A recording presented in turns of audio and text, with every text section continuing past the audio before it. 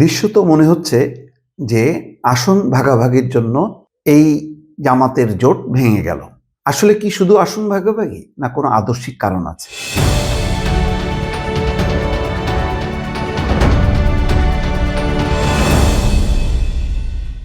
ইসলামী আন্দোলন বলছে যে না, আদর্শিক কারণ আছে।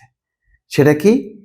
তারা শুরু থেকে ইসলামী ভোট ওয়ান বক্সে আনার পক্ষপাতী ছিল। যে ইসলামী ভোট ওয়ান বক্সে আনা মানে এক বাক্সে ইসলামী ভোট, এর লক্ষ্য হচ্ছে দেশে একটা শরিয়া আইন প্রতিষ্ঠা করা, শরিয়া রাষ্ট্র প্রতিষ্ঠা করা। এখন জামাত ইসলাম বলছে যে তারা অনুভব করছে যে শফিকুর রহমান, ডাক্তার শফিকুর রহমান জামাতের আমির এবং জামাত ইসলাম সেই লক্ষ্য থেকে সরে গেছে। তারা প্রচলিত যে রাষ্ট্র ব্যবস্থা সেটাকেই তারা কায়েম করতে চায়। এই ব্যাপারে একটা ব্যাখ্যাও দিয়েছেন গাজী আতাউর রহমান, দলের সিনিয়র নেতা। তিনি বলেছেন যে আপনারা লক্ষ্য করেছেন গতকাল সংবাদ সম্মেলনে হয়েছে, সেখানে আসন বন্টন হয়েছে, সেখানে আমাদের দীর্ঘদিনের পথ চলা 5ই আগস্ট পরবর্তী সারা দেশে আমরা ইসলামপন্থী শক্তি একসঙ্গে করার জন্য চেষ্টা সাধনা করছিলাম। আমরা দেখছি শেষ পর্যায়ে এসে আমাদের যে লক্ষ্য ছিল সেই লক্ষ্য অর্জিত না হওয়ার একটা শঙ্কা তৈরি হয়েছে। এই শঙ্কা থেকে আমরা চিন্তা করলাম আমাদের ইসলামের পক্ষের একটি বাক্সকে আমাদের হেফাজত করতে হবে, অর্থাৎ ইসলামী ভোট বা ইসলামী বাক্সকে মানে হেফাজত করতে হবে। যে আগের সব পক্ষের ইসলামী ভোটটাকে একটা বাক্সে আনার যে পলিসি, সেই পলিসি থেকে যেহেতু জামাত সরে গেল, এখন ইসলামী আন্দোলন বলছে যে সেইটার আমরা হেফাজত করতে চাই, সেই অন বক্স পলিসি। সেটা কি?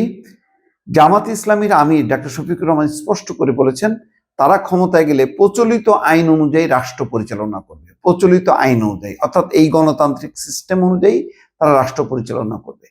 তিনি খ্রিস্টান সম্প্রদায়ের প্রতিনিধির সঙ্গে কথা বলেছিলেন। সেই খ্রিস্টান সম্প্রদায়ের একজন সম্মানিত নারী, তিনি স্পষ্ট করে বলেছেন যে আমরা আশ্বস্ত হয়েছি জামাতের আমির শরিয়া প্রতিষ্ঠা বা শরিয়া আইন প্রতিষ্ঠা করবে না।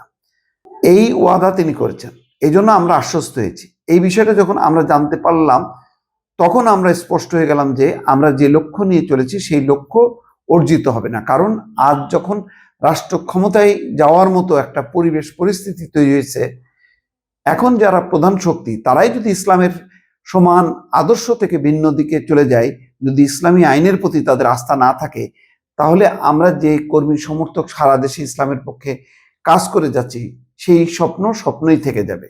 তিনি বলছেন আমরা যেহেতু ইসলামের সুমহান আদর্শ প্রতিষ্ঠার জন্য, ইসলামের আলোকে কল্যাণ রাষ্ট্র প্রতিষ্ঠার জন্য এখানে দীর্ঘদিন ধরে কাজ করে আসছি, তাই আমরা আমাদের আদর্শ থেকে বিচ্যুত হতে পারবো না, নেতা কর্মী এবং জনগণের সঙ্গে প্রতারণা করতে পারবো না। এই হচ্ছে গাজী আতাউর রহমানের বক্তব্য, ইসলামী আন্দোলনের বক্তব্য। তার মানে হচ্ছে যে তারা বলতে চাচ্ছে যে জামাতে ইসলাম প্রচলিত বর্তমান যে রাষ্ট্র কাঠামো, সেই রাষ্ট্র কাঠামোই টিকায় রাখতে চায়, এবং এটা তারা পশ্চিমা বিভিন্ন দেশ বা ওই খ্রিস্টান সম্প্রদায়ের নেতা, যেখানে মহিলারাও ছিল, তাদের কাছে সেই ওয়াদা করেছেন। সেই ওয়াদার কথাটা তারা বৈঠক থেকে বের হয়ে এসে বলছেন।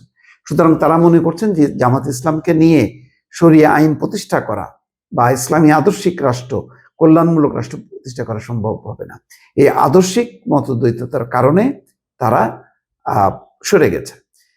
বিষয়টা যদি তাহলে আসন নিয়ে তাহলে টানাপোড়েন হলো কেন? তাহলে সেটা কি মুখ্য না? যে যদি ইসলামী আন্দোলনকে 100 আসন জামাত ইসলাম দিত, তাহলে কি তারা থেকে যেত? বিষয়টা কিন্তু একটা ভিন্ন দিক দেখা গেল, ভিন্ন একটা বয়ান দেখা গেল বা ভাষ্য পাওয়া গেল যে না, আসন ভাগাভাগি না, আদর্শিক অবস্থান থেকে ইসলামী আন্দোলন সরে এসছে। দর্শক।